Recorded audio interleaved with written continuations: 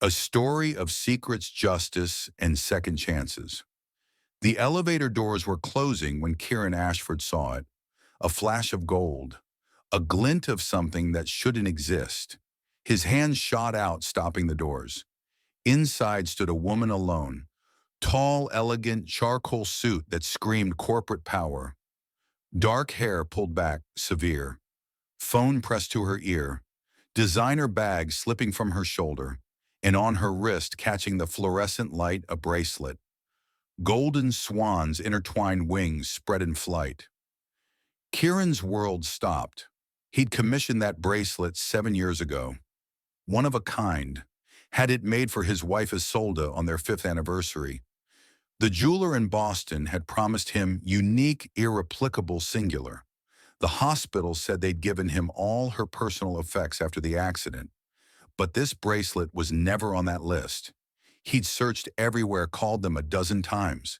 They said it must have been lost. But it wasn't lost. Someone had taken it, and this woman was wearing it.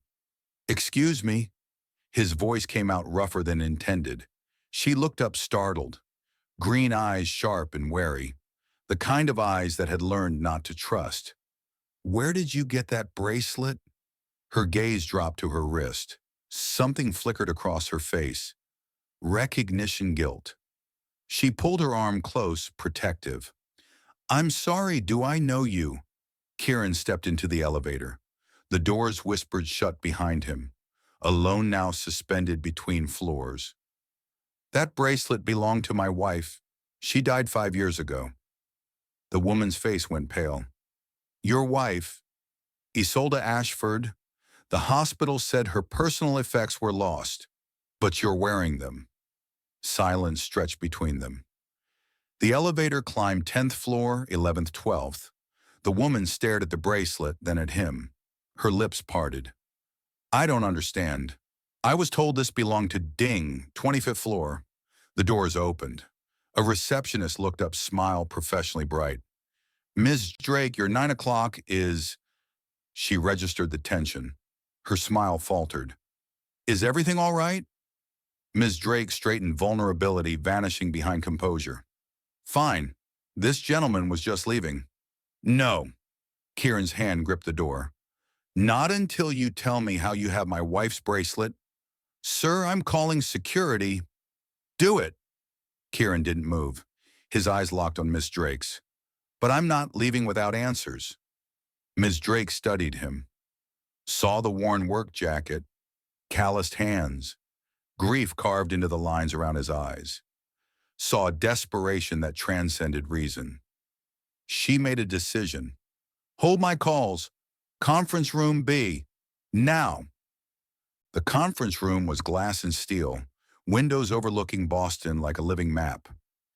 Kieran barely noticed, his attention fixed on the woman across the table. Vivian Drake, CEO of Drake and Associates Architecture. He'd seen her name on the building directory when he'd come to fix pipes last month. "Your wife's name," Vivian said quietly. "What was it?" "Isolde Ashford." Color drained from her face. Her hand trembled against the bracelet. "She worked here 5 years ago. She was our senior architect on the Redwood Plaza project." Kieran's chest tightened. "She told me she was freelancing. She was investigating fraud, foundation discrepancies, falsified safety reports.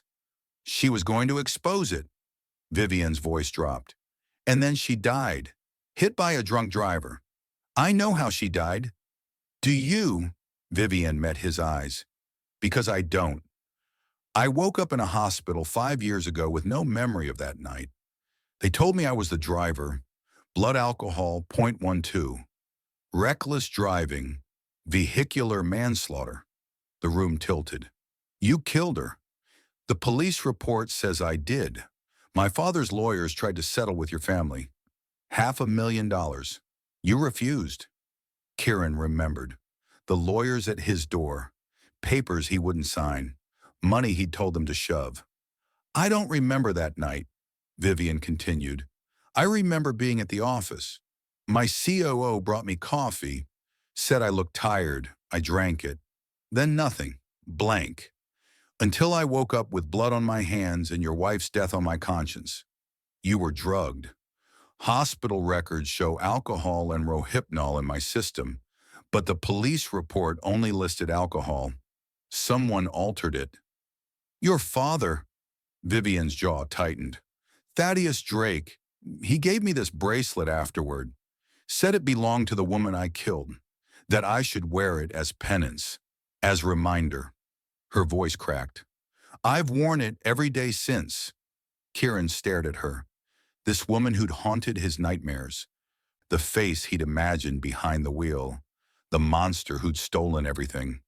Except she wasn't a monster. She was another victim.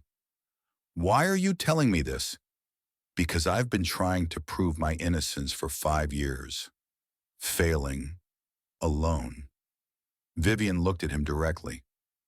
And then you asked about the bracelet, the one piece of evidence that connects everything. If someone took this from the hospital, if they gave it to me deliberately, then they knew where it was, which means the accident wasn't random. It was murder. Vivian's hand clenched. And I think I can prove it, but I need your help. Kieran's phone buzzed. A text from Mrs. Delacroix, his neighbor. Marlowe asking for you. Another nightmare. Marlowe, his daughter, 11 years old, still having nightmares about the accident she'd witnessed. I need to go. My daughter. Bring her. What? Vivian leaned forward. Tomorrow. If she saw the accident, if she remembers anything, she might be the only witness we have. Kieran's apartment was small, third-floor walk-up in Dorchester, 2 bedrooms, kitchen like a closet, but it was home. Marlowe sat on the couch, drowning in his old sweatshirt, dark hair tangled, 11 going on 40, too wise for her age, too haunted. Hey, baby bird. She looked up, tried to smile, failed. I saw her again, Dad. The shadow lady. The shadow lady. What Marlowe called the woman in the other car. He sat beside her, pulled her close. Tell me. She was crying before the crash, and there was a man on her phone, yelling, and then Marlowe's voice went small. Then we hit something, or she hit us. I don't remember which. You were 6, sweetheart. It's okay if details are fuzzy, but they're getting clearer. Dr. Chen says my brain is processing the trauma now. Marlowe pulled back those 2 old eyes meeting his. And Dad, I remember something else. The man on the phone. I saw his face through the window after we crashed. He was standing there, watching, holding something small, like a remote control. Kieran's blood ran cold. A remote control at a car crash. 5 years ago. Marlowe, can you draw him? I already did. She pulled a sketchbook from under the cushion, flipped to a page of charcoal lines. A face, angular, sharp eyes, slicked hair, Sterling Vance, the COO Vivian had mentioned. Baby bird, Kieran whispered. I think you just solved a murder. Morning light filtered through Kieran's apartment as he helped Marlowe into her jacket. Purple as Solda had bought it years ago. Still fit barely. You're sure about this? He asked. Marlowe nodded resolute. She needs to know she didn't do it. The shadow lady, she needs to stop hurting. In the elevator at Drake and Associates, Marlowe gripped his hand. Same elevator where everything had changed yesterday. 25th floor, doors opened. Vivian waited. She'd dressed softer today. Gray slacks, white blouse, hair down. Younger like this, more vulnerable. Her eyes went to Marlowe. Pain flickered across her face. You must be Marlowe. Marlowe studied her with that unnerving intensity. You're the shadow lady. Vivian flinched. Yes, I suppose I am. You look different in real life. Sadder. Vivian knelt to eye level. I am sad. I've been sad for 5 years. Because I hurt your family even though I don't remember doing it. And I'm so sorry. Marlowe tilted her head. My mom used to say, sorry doesn't fix broken things. But it's where fixing starts. Vivian's eyes glistened. Your mom sounds wise. She was. Marlo reached out, touched the bracelet. That was hers. I remember. She wore it every day. Would you like it back? Marlo shook her head. Keep it. You need it more. You're still broken. I'm starting to heal. And just like that, with a child's clarity, Marlo gave Vivian Drake permission to begin healing too. Vivian's office was warmer than the conference room, books lining walls, a worn couch, one photograph, a woman who must have been her mother, none of Thaddeus Drake. I've been investigating for years, Vivian said, spreading files across her desk. Security footage, financial records, phone logs, but I couldn't connect them. Until now. Kieran studied the documents, bank transfers, offshore accounts, communications between Thaddeus Drake and Sterling Vance dated the week before he sold his death. They paid off the hospital, Vivian continued, altered toxicology reports, made it look like Isolde had been drinking. She never drank, not even wine. Her mother was an alcoholic, which makes the police report a fabrication. Vivian pulled up video footage. Security camera 3 blocks from the scene. Look at the driver. The video was grainy but clear enough. A black sedan, Vivian's car, driving erratically. But the person behind the wheel, wrong build, wrong height. That's a man, Kieran breathed. Sterling Vance. He drugged me, took my car, ran a sold down, then switched me into the driver's seat. Made it look like I'd been drinking and driving. But why frame you? Because I was set to inherit everything when my father retired. The company, the board position, everything. Unless I was discredited, made dependent on him. Vivian's hands shook. He killed your wife and destroyed my life in one move. Marlo, who'd been drawing quietly in the corner, spoke up. Mr. Vance was there. After the crash, both adults turned. He stood on the sidewalk, watching. He had something in his hands, small and black. He pressed a button, and the car jerked, like someone else was controlling it. Remote access. Modern luxury cars had it. With the right equipment, you could hack the system. Control steering, acceleration, brakes, turn a car into a weapon. Marlo, Vivian said gently, could you identify him? I don't need a lineup. Marlo turned her sketchbook around. I drew him. Sterling Vance stared up from the page. Perfect, detailed, unmistakable. Vivian pressed a hand to her mouth. You're a witness. She was 6, Kieran said. Her testimony might not hold up, but her drawing will, combined with everything else. Vivian's eyes blazed with hope. A knock at the door. Ms. Drake, your father is here. Says it's urgent. Vivian and Kieran locked eyes. He knows, she whispered. The elevator footage. Another knock. Harder. Vivian, open the door. Thaddeus Drake's voice, deep, commanding, accustomed to obedience. Marlo, Kieran said quietly. Behind the desk. Stay quiet. She obeyed without question. Vivian stood, became the CEO, opened the door. Thaddeus Drake was exactly what Kieran expected. Tall, silver-haired, expensive suit, ice chip eyes. Behind him, Sterling Vance, thinner than the sketch, older, but unmistakably him. Mr. Ashford, Thaddeus's smile was cold. Unexpected. Meeting with my daughter. Funny, Kieran said. I didn't realize my wife worked for you, or that you had her murdered. Silence. Absolute. Crushing. Then Thaddeus laughed. Vivian's been filling your head with paranoid delusions. She's had mental health issues since her incident. You mean since you drugged and framed her? The smile vanished. Careful, Mr. Ashford. Accusations can be dangerous. Not when they're true. Vivian handed him a folder. Security footage from the accident night. Financial records showing hospital payoffs. Phone logs between you and Sterling. And a witness who saw Sterling at the scene. Thaddeus didn't open it. A witness, you were unconscious. Not me.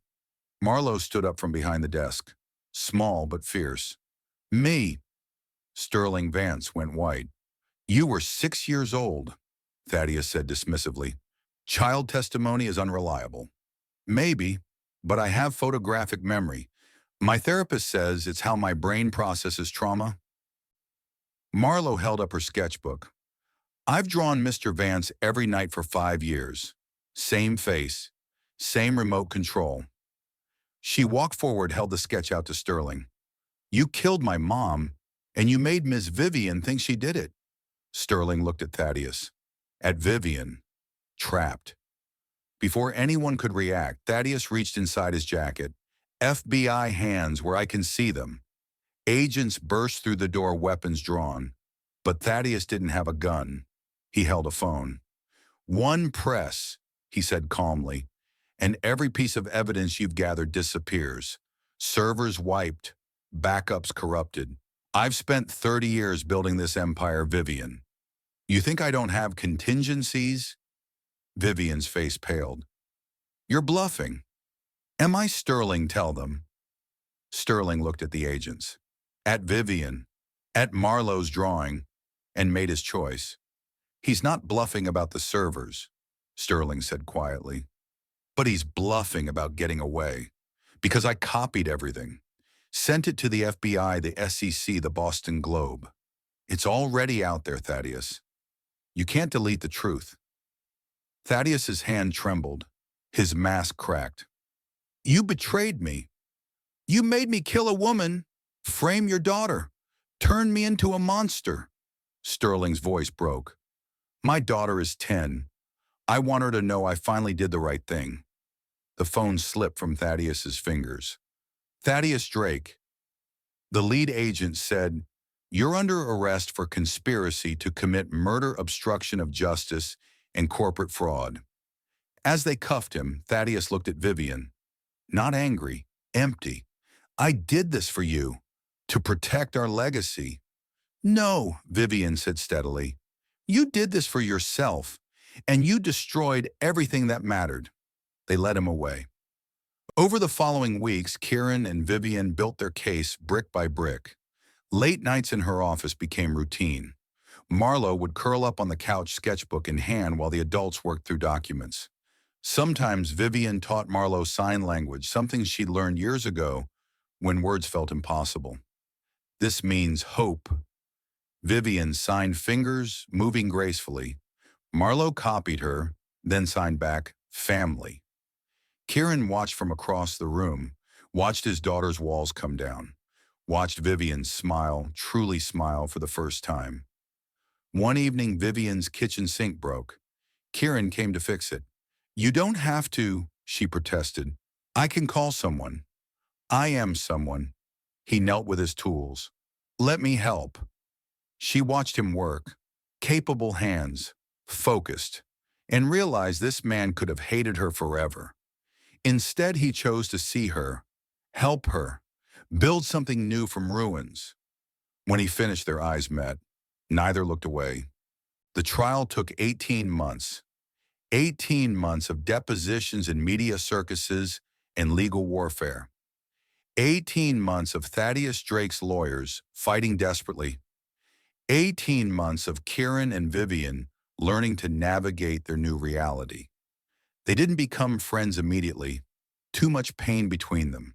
Too much history. But slowly, through therapy sessions, with Marlowe coffee meetings, to coordinate testimony late nights, reviewing evidence, they became something else. Allies, confidants, then more. I don't know what to call this, Kieran admitted one evening. In his apartment, Marlowe asleep in the next room, Vivian on his couch like she belonged there. Does it need a name? Her hand rested on his tentative. Yes, because Marlowe asked if I liked you today, and I realized I don't just like you. I'm in love with you, and I don't know if that's appropriate or insane. Vivian was quiet. Your wife, he would want me to be happy, would hate that I've spent 5 years in stasis, that I gave up architecture to be a plumber, because I couldn't face buildings anymore, that I've been surviving instead of living. I'm the reason.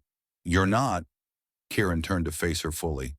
You're as much a victim as Isolde, as me, as Marlo. You've fought like hell to make it right, destroyed your own father, rebuilt your company. You've been brave in ways I can't imagine. He took a breath. I love you, not because I need fixing, not because we're trauma bonded, but because when I'm with you, I remember what hope feels like. You've shown me that surviving isn't the same as living, and I want to live again. With you. Vivian's eyes filled. What if I hurt you? What if you don't? What if we take the chance? She kissed him, soft, tentative, tasting like tears and hope and new beginnings. From the bedroom. Finally, I've been waiting forever for you two to figure this out. They broke apart, laughing. Were you listening? Kieran called. Obviously, you're not subtle. Marlo appeared in the doorway, grinning. So does this mean Vivian's staying for breakfast? Vivian looked at Kieran, at Marlo, at this small, imperfect family forming from ashes. Yeah, she said softly. I think it does. The trial ended on a cold February morning. Thaddeus Drake guilty on all counts. 25 years to life. Sterling Vance guilty with cooperation. 15 years. The judge looked at them. Kieran, Marlo, Vivian. Justice delayed, she said quietly, is not justice denied, only postponed. Outside the courthouse, reporters swarmed. Cameras flashed. Questions shouted. Kieran crouched to Marlo's level. How do you feel, baby bird? She considered. Lighter. Like I've been carrying something heavy and finally got to put it down. That's good. But I'm still sad about Mom. Me too. And I think I'll always be a little sad. Is that okay? Kieran pulled her close. More than okay. Sad is how we remember how much we loved her. Marlo nodded against his chest, then looked at Vivian standing nearby, giving them space. Vivian. Yes, sweetheart. Can I call you Mom? Vivian's breath caught. Guilt rose familiar and sharp. Marlo, I'm not your mom. I could never replace her. I know, but my first mom gave me life. You gave my dad his life back. That makes you a kind of mom too. People can have more than one person who loves them like that, can't they? Vivian knelt, took Marlo's hands. I would be honored, but only if you're sure. I'm sure. Marlo hugged her tight. Welcome to the family, Mom. Vivian broke. Years of guilt and carefully controlled composure shattered. She cried into Marlo's shoulder while cameras flashed and the world watched. And Kieran understood something fundamental. Healing wasn't linear, wasn't clean, wasn't a destination. Healing was three broken people choosing each other day after day. Loving the dead while making space for the living. The hard, painful, beautiful work of moving forward together. 6 months after the trial, Kieran stood in Vivian's penthouse, soon to be their former home, watching her pack boxes. She decided to sell. Too many ghosts. They were moving to a house in Cambridge. 3 bedrooms. A backyard for Marlo. Space to breathe and build. You don't have to give up everything, Kieran said. I'm not giving up anything. Vivian taped a box shut. I'm choosing. For the first time in my life, I'm choosing what I want. Not what my father demanded, not what the company expected. She crossed to him. I want this. You, Marlo. A life that isn't haunted. Is that enough? More than enough. They married 3 weeks later. City Hall ceremony. Marlo in a purple dress. Mrs. Delacroix as witness. No press, no spectacle. Just vows and promises and the quiet certainty of 2 people who'd earned their happiness through fire. The adoption papers came through in March. Marlo signed carefully, Marlo Ashford Drake. Hyphenated, she explained, so I keep all my mothers. Birth mom, legal mom, and mom in spirit. All of them matter. Vivian cried the good kind now, healing tears. When Marlo hugged her and whispered, "I love you, Mom," Vivian finally believed she deserved it. The Isolde Ashford Memorial Wing opened on a Saturday in June.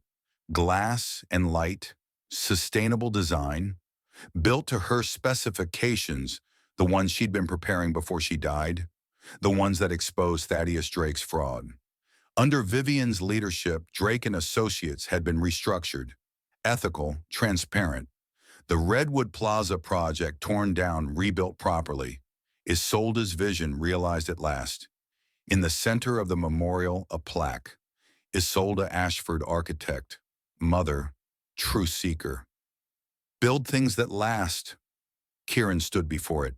Marlo on one side, 13 now, almost 14, growing so fast. Vivian on the other, bracelet still on her wrist. "She would have loved this," Marlo said. "She would have loved you," Kieran told Vivian. "I wish I could believe that." "I know you would have. She would have seen what I see, someone who fought for justice, who chose truth over comfort, who loves our daughter like her own."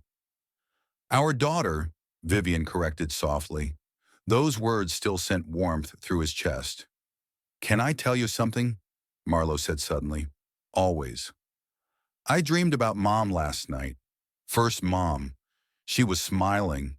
She said she's proud of us for not giving up, for finding each other, for making something good from something terrible." Kieran's throat tightened. "She said love doesn't divide. It multiplies. We don't have to choose between loving her and loving each other. There's room for all of it."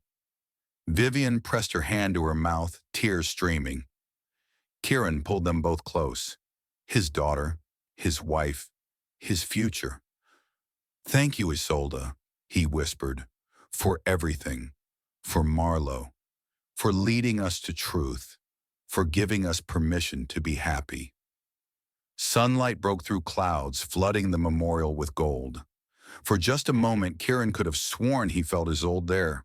Not haunting, not accusing, just present, loving, letting go.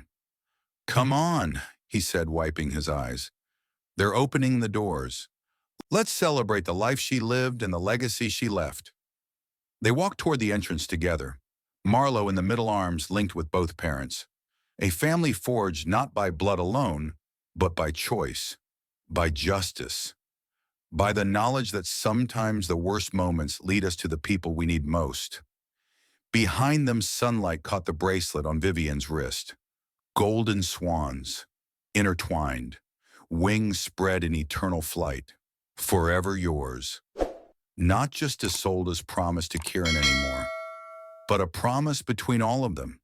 To remember, to honor, to love, to build things that last. And in that light, with those words, three people who'd been broken found themselves whole. Sometimes truth is buried so deep we think we'll never find it. But truth has weight, it bends toward justice, slowly, inexorably, until what was hidden can no longer stay concealed. This is a story about three people who refused to live in darkness, who dug for truth, who fought for justice, who chose love when it seemed impossible. Because healing isn't about forgetting the past, it's about honoring it while building a future worth living.